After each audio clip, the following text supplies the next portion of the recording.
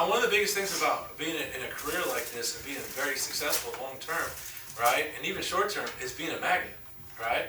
And sometimes you forget that. You know, if you can't attract people to you, you're not going to be able to influence them to make the right decisions.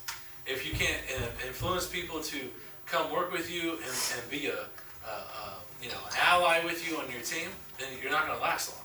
It's simple as that. It doesn't matter if you're in this agency or any agency in the United States. If you can't be that person who attracts people, you're going to have a problem, right? There is no islands at Liberty National, right? It just isn't. It doesn't work like that. And when you try to be an island, it collapses. So very much understand that, and we'll continue to work on that essays.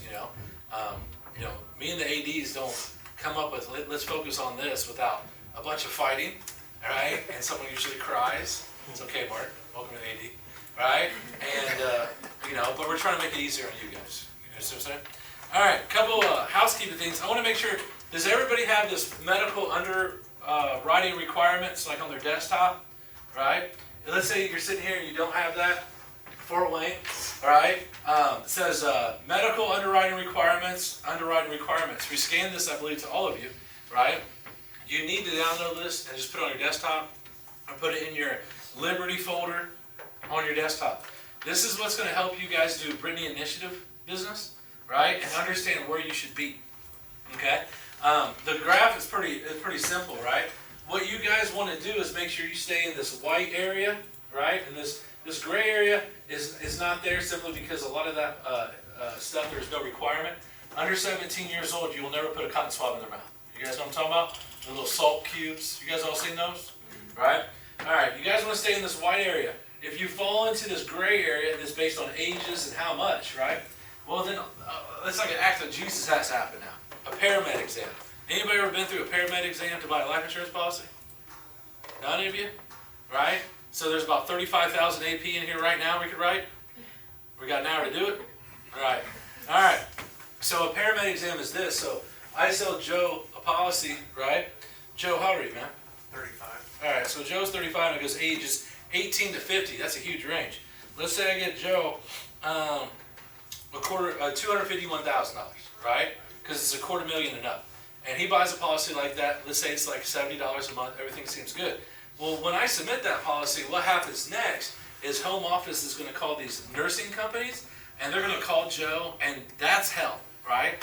Hey, Joe, when's a good time for you to come see you? And he's like, oh, I'm at work. Hey, Joe, when's a good time to see you? Hey, my wife has coronavirus. Okay, Joe, when's a good time to see you? That right there could be a 4 to 6 week process, okay? This is why other insurance companies have problems with this. So then they finally get to catch up with Joe, and eventually they just quit trying. And guess what happens? Right? It's canceled. Right? You guys know what DCN is? It's a cancel. Right? But let's say they catch up with Joe. A person shows up, nurse, right? First thing they do, they stick a needle in his arm. Take blood. Can we all agree 50% of the United States right now doesn't want to put a needle in their arm? Okay. All right, so here we go. After he's thinking he got this good deal. Now he has this nurse, and he's like, this is a pain in the butt. And he asks, hey, what's going to happen? Well, I'm going to take blood, right? Sometimes they take 1 vial, sometimes they take 2, right? They ask all the health questions again, plus more. They have a little scale, and he stands on it.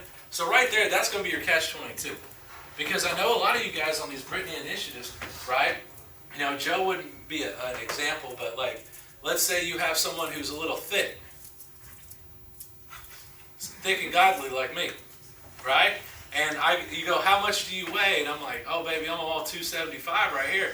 And you look at your chart and you go, okay, I need this guy to weigh 249, right? And so you put 249 on that app. But you're over that line, right? Well, that nurse puts a scale on the floor, right? And she don't want you to get butt naked. She's like, stand on the scale. So what do you think I'm going to weigh on a scale right now? Am I going to be anywhere close to 249? Right, so it's probably going to say 285, 290. If you're within 2 pounds, that nurse is probably going to give it to you, and the home office is probably going to give it to you. But if you're 20 pounds off, they're going with that 20 pounds, all right? And then all of a sudden that policy gets rated. So even if you do get the blood, right, and everything's clean with the blood, that scale is going to throw you off. So now home office emails you a COD, right? Hey, you know what? Joe is not going to get $250,000. We're going to give him $100,000, right? But for the same amount of money. you sold the value of that $250,000 for $70 a month. Now you're going to go back and have to resell it for $100. Who feels bait and switched? Right? Who feels bait and switched? Right? That's why you don't want to cross into the gray area, right? Unless you're massively experienced, and you guys aren't massively experienced on doing this, right? Because when I sold Joe the policy, I'd be like, look, I can get you this policy. Understand that this is what I'm going to try to get you, right? But it might be rated if something doesn't work out. They find something in your blood or anything like that, right? By the way, in the blood, home office will just decline somebody, right, and does not tell them what they found, right? How you want to freak out a client like that? Yeah, they denied you, but they don't want to tell you why. Right? Do you see what I'm saying? Stay out of the gray area. So everybody needs to have this on their desktop or in their Liberty folder. It's just something, soon you'll learn it, right?